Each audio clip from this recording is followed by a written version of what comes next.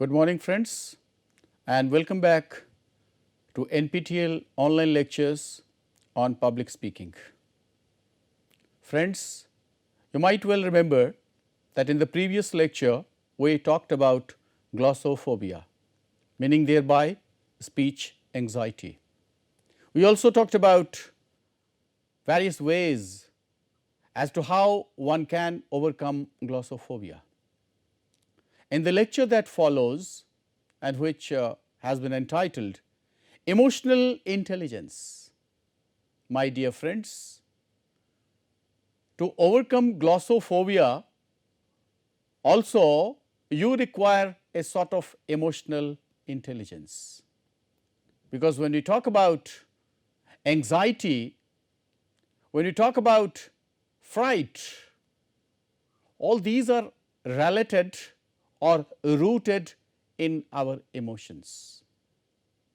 And that is why in this lecture we are going to talk about how is the nature of emotions and how that can be controlled intelligently, so that one can always overcome the fears, the frights and the anxiety disorders. But before that, you would actually like to know what is emotion. All of us as human beings are emotional. We always come across several such situations where we become emotional, either while watching a movie, reading a story, listening to somebody's pathetic story, or at times rejoicing in somebody else's happenings. All these are actually a matter of emotion. We have often heard people saying, do you have some emotion? Fine. Now, what actually then is emotion? William James, one of the great philosophers, says about emotions that it is actually the bodily changes which follow directly the perception of exciting fact. When you come to know something that either excites you, not every now and then it may excite you, at times it may sadden you also, at times it may anger you also, at times it may please you, satisfy you, and all these can be shown through some emotion of ours, and that our feeling of the same changes as they occur is the emotion. There are many moments when you become delighted, you become at times frustrated, angry, sad, fine. All these are emotions, and we have already discussed in the previous lecture that these emotions affect our physical features. That is why in the previous lecture we said that glossophobia results not only physiologically but emotionally. So, this emotion is reflected on our physique, that is why it is physiological. Now, when we come to the term emotional intelligence, it is actually a combination of two terms, emotion and intelligence. People of literature will often say that where there are emotions, can there be intelligence? Because emotions and reasoning, they cannot go together, but we are living in a different age where we have to be emotionally intelligent, and in that regard this term emotional intelligence can be defined as the capacity to reason, the capacity to reason about emotions and of emotions to enhance thinking. It includes the abilities to accurately perceive emotions. How you can perceive emotions, what is going on in the mind of the other person, how this may affect or impact other person, how your emotional state may affect others. So, to access and generate emotions so as to assist thought, to understand emotions and emotional knowledge, and to reflectively regulate emotions so as to promote emotional and intellectual growth. You cannot simply succeed in life only because of intelligence. Only because of intelligence, if you simply try to reason and there is no scope of emotion, then perhaps you are not going to succeed. So, what is actually required is emotional intelligence. This definition of emotional intelligence is by Mayer Salovey and Caruso in their book. So, emotional intelligence plays a vital role. Now, you might be worrying about how this emotional intelligence can help you in public speaking. My dear friends, the true aims of public speaking are to educate, to inform, and also to entertain. If the word emotion does not find a mention in it, perhaps we are not going to meet our basic aim of doing public speaking. Now, in this regard, it is quite relevant to note what Mayer and Salovey provided a 4-branch model. If we go into the details of it, perhaps we will understand emotional intelligence better. The very first is perceiving emotion. I mean, we look at several things around us, several people around us, several happenings around us, and then we also try to observe, we also try to gather. And how is this possible? How, when you are in a group of people are delivering a talk, how can you understand the emotions of others? Through your non-verbal features, through their non-verbal features. So, if you really want to perceive emotions, because emotionally you are going to control them, and emotionally you are going to drive yourself when you are going to deliver a public talk or a presentation. So, the very first component or the very first model that Mayer and Salovey says is to perceive emotion. And how can this be done? It can be done through a sort of non-verbal perception. Non-verbal perception. I have been repeatedly saying that all our emotions are written on our face. However hard you try to hide them, but it is already stamped there through certain indications of your limbs, of your hands, of your facial expressions. So, all these emotions are visible. The second important branch or the model of emotions is using emotions to facilitate thought.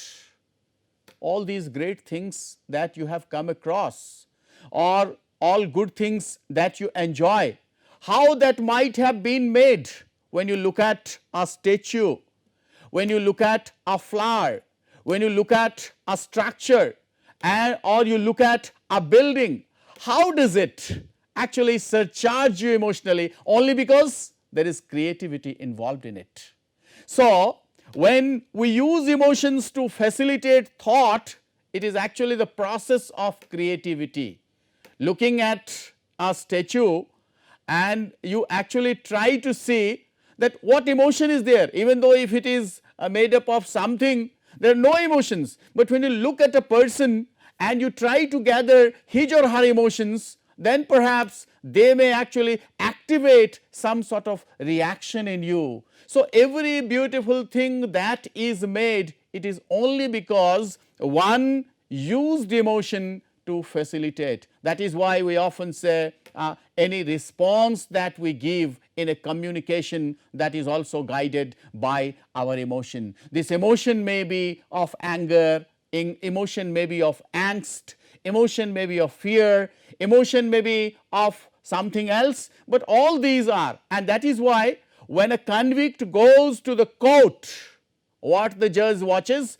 Judge not only listens to the pleas, judge actually also looks at the emotion. So, when somebody is going to give a judgment to something, at times you might have heard saying them that you did not have any emotional stamp or any emotional indication. So, nowadays they have termed it body language. You did not have this body language. As a public speaker, you also require, when you are addressing a large crowd, the expectations from the audience members are that you must be surcharged, or the way you speak, your words should actually have a connection with the sort of emotion or with the sort of thought that you are going to utter. So, this emotion actually colors your thoughts.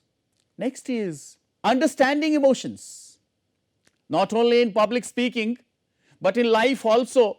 If you really want to succeed, you need to understand emotions. Emotions actually help you adjust. Emotions help you accommodate. Emotions help you drive. Emotions help you become silent at times when there is a critical juncture.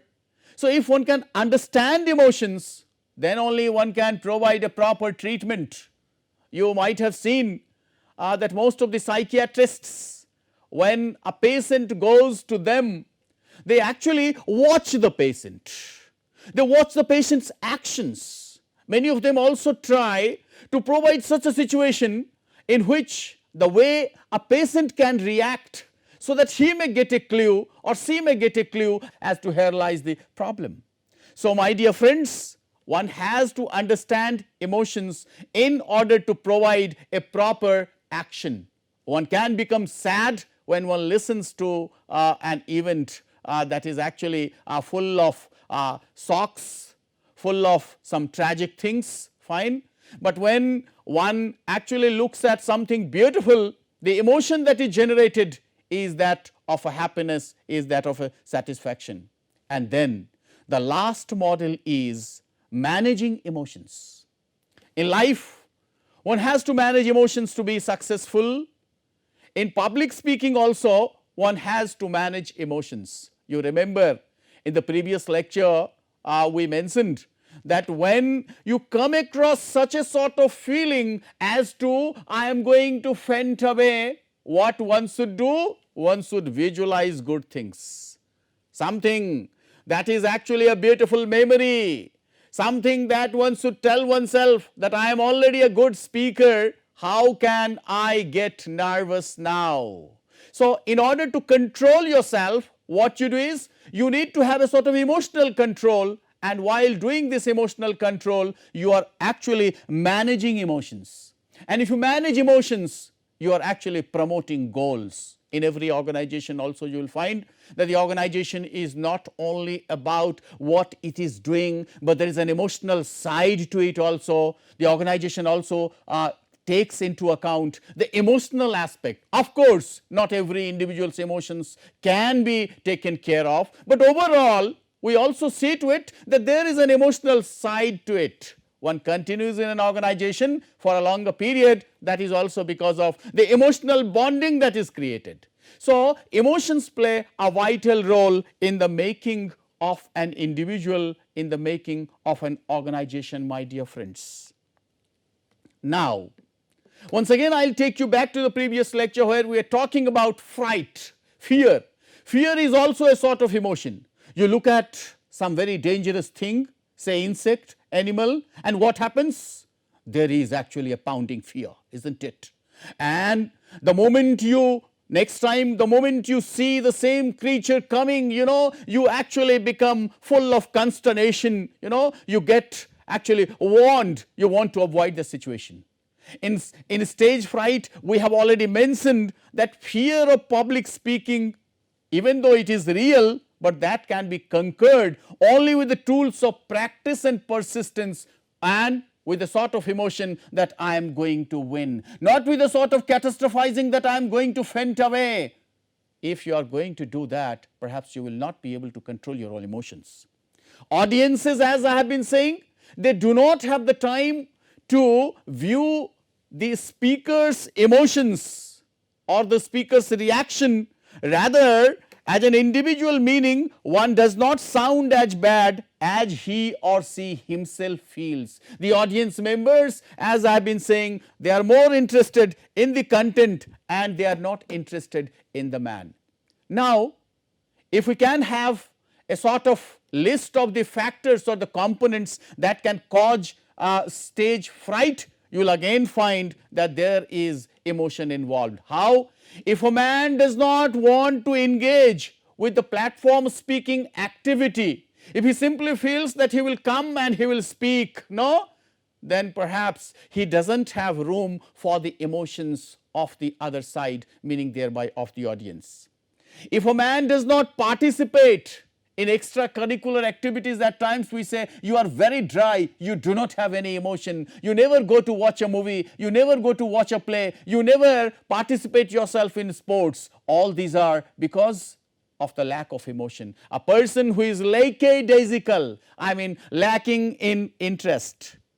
A person who is devoid of emotions or is very rigid is not able to make social gathering, he is not able to adjust himself in society, and such a person also lacks in linguistic ability, meaning thereby competence through language. Emotion, as I have been saying, emotion can color your thought, but then if you do not have that, perhaps the thoughts will not be generated and you will not be interested in verbal expression. What to talk of non-verbal? Non-verbally you are also giving indication that you are least bothered, even verbally you are not going to do. So my dear friends, when somebody is under the impression of a glossophobia or speech anxiety, as we mentioned in the previous lecture, one actually has to practice a sort of exposure technique. What is that exposure technique? Fine. So Raymond Ross calls in his book, fine, the desensitization approach. The approach that fear should not come near me. The approach that nothing will happen, I will actually prove beneficial, I will prove successful. So what Raymond Ross says is the desensitization approach has proved effective with the typical temporary public speaking form of fright.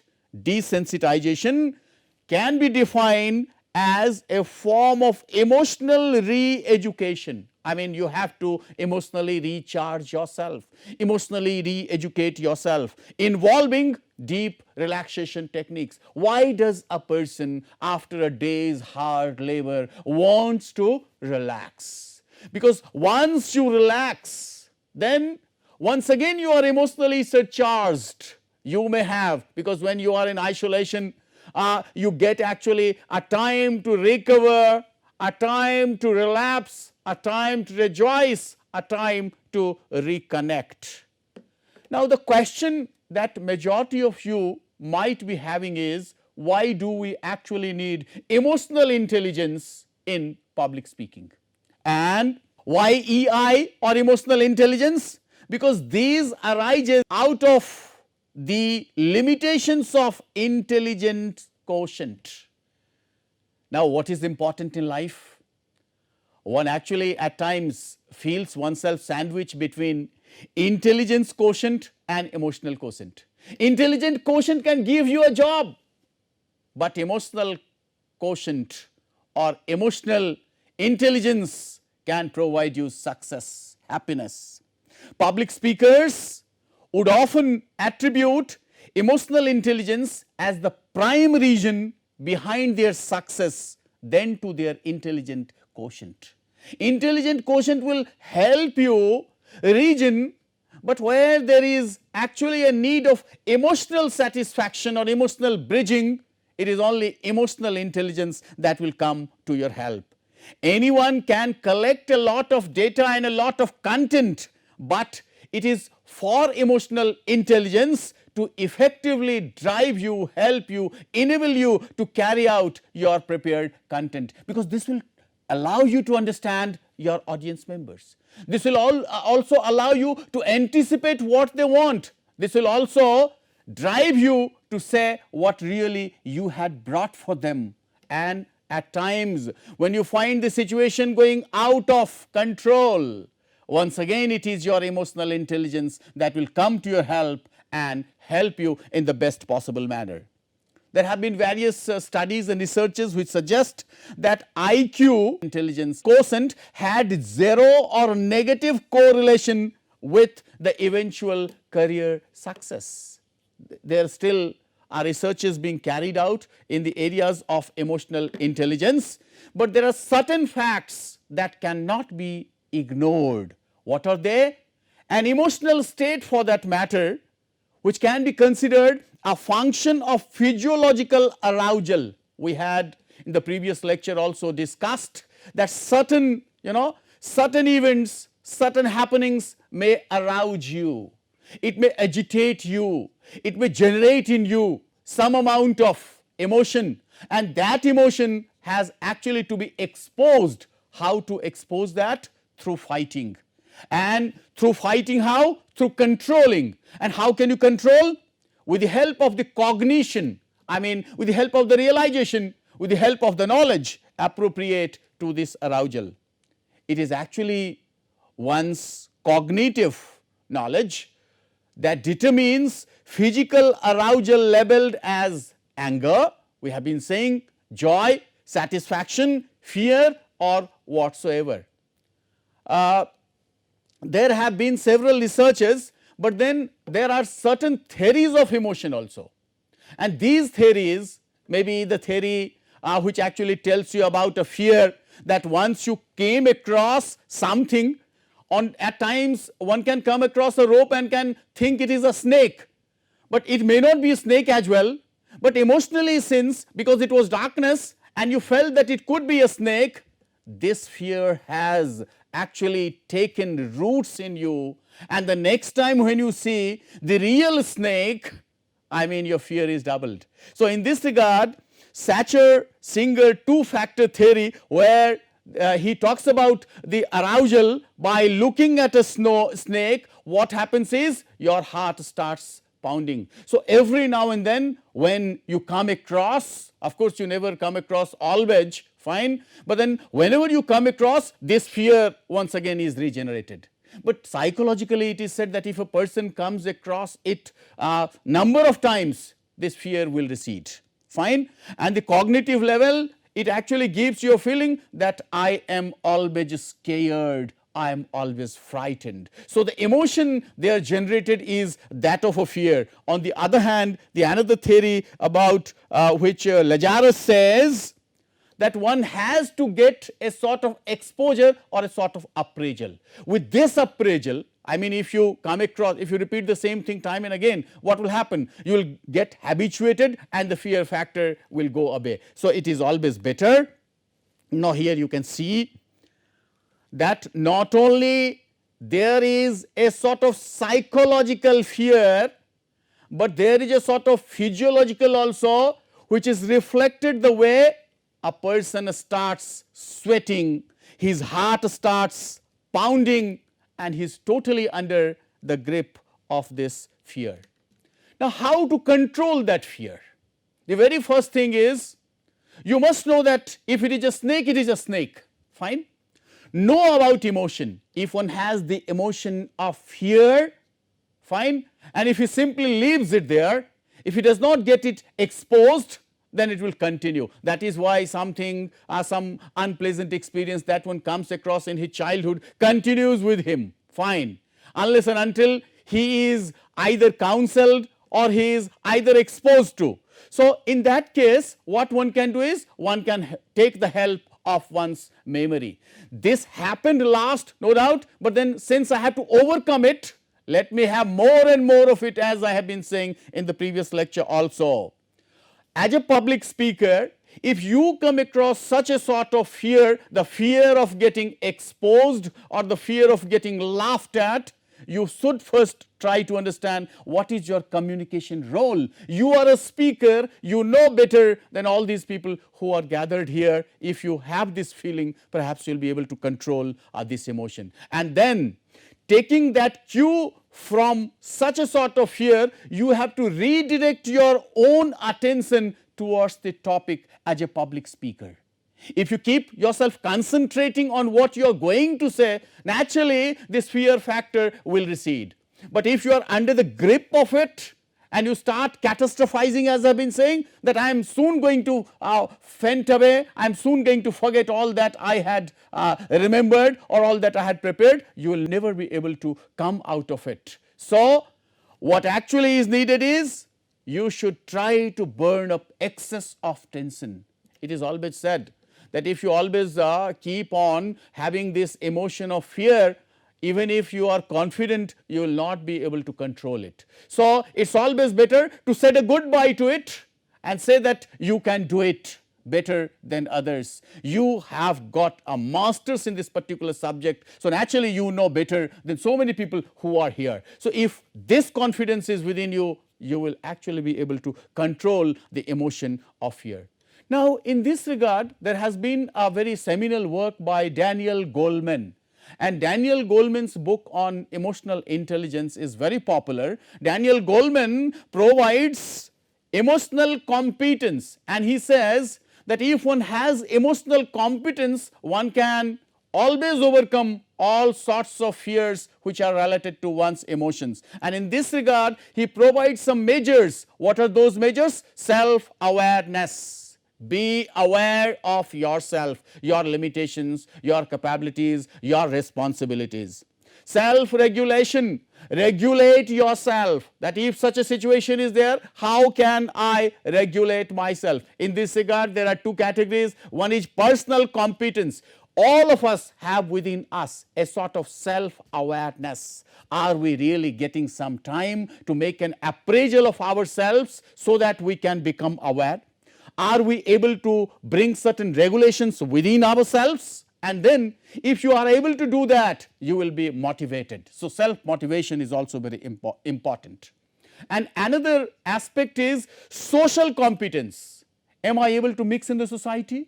Do I have a sort of empathy with others? Meaning thereby, if I put myself in the same condition as others, what can happen to me? So, one needs to have a sort of empathy, and then one also needs to have some sort of social skills. There are several things associated with social skills. These social skills, if one has, one can influence people, one can motivate people, one can mix with people, one can create a team, one can speak in groups. So, all these are necessary ingredients in order to become a person who is emotionally competent, my dear friend. So, when you talk about personal competence, what one needs to do in terms of self-awareness is develop emotional awareness. Emotional awareness. I ought to be aware of not only my own emotions, but of others' emotions as well. Assess yourself from time to time. Estimate yourself, what you are doing, what you have done, how do you react, how does your personality react in such a situation, and then try to develop self-confidence. That is actually the best weapon to fight out this fear of glossophobia. In terms of self-regulation, there are certain techniques that one can practice. The one is keeping calm. From time to time, have some spare moments where you can keep yourself calm, quiet. While thinking of judging something, make use of your own conscience. Beware of your conscience when it comes to your performance. I mean, you can even make a sort of estimation of how did you perform and where could you be more, rational, where could you be more clear, and then one should also develop the ability to adapt oneself to the unforeseen situations. Situations in life, as at the workplace, can change any moment. So, don't be rigid. It has been seen that when a person becomes emotionally so much obsessed, one tends to become very rigid. But then that is not the way one has to. Even as a public speaker, one needs to develop certain qualities of how one can, because you may at times see the signs of boredom, ennui arising out of the faces of the audience. So, here is the time that you can bring certain changes, certain quick changes, and then how? As I have mentioned in some of the lectures, by talking about something personal that the people can associate themselves with, or talking of something that is actually very common. Because when we talk about some common things, we can find more and more people being in tune with us. And then comes motivation, drive to influence. There are several factors which can help you become influential apart from your communication skills. Behind even before communication skills, there are certain things that are quite natural and helpful. And then when you are speaking as a public speaker, or when even in life on certain situations when there arises a conflict or whatsoever, please speak for a cause, a goal, or initiative. As a human being, you have a social responsibility also, which is actually going to help. Then comes social competence, where we tend to develop a sort of sensitivity towards the needs and expectations of our listeners, of our audience members. We should also see to it how it can be mutually beneficial to me as a speaker, to them as a listener. I should rather answer responsibly and politely if there are some harsh feedbacks or comments also, and am I really aware of the power that you have as a speaker and the power that they have as an audience members. And then you also need to be motivational, you also need to be a listener throughout, and in case there are certain conflicts, you should provide the ways as to how this conflict can be managed. You should try to reflect your leadership skills. There are certain other ways which can be practiced in order to understand the actuality of emotional intelligence. Plan strategically, get yourself literate, become literate emotionally. One must recognize the practice when one is speaking in terms of words, repetitions, fine, pattern. Motivate yourself, how I can inspire others, what is the new thing that I am going to provide them, and how my goal, whether it is long term or short term. The advantages of emotional intelligence not only can be seen in terms of public speaking, but it can also provide a sort of happy and well-being. It can also help you get communicatively clear. It can also help you become a motivator.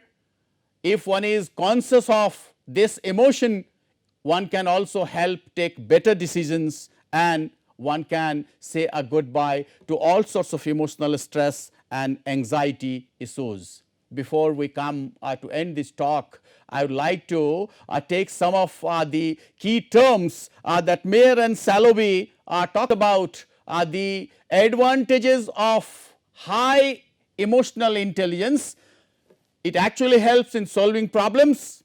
It also helps you get higher in verbal, social and other intelligences, and it can also pave your path to social interactions such as teaching, counseling, in this case public speaking.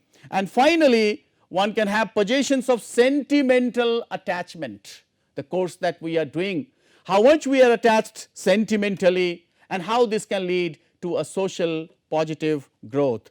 If all these are mentioned and measured, are taken care of, one is bound to be a good speaker. But then in order to have a regulation for emotions, one needs to understand emotion, one needs to utilize tension, one needs to redirect tension for concentration, and then protect one's memory through logical systems.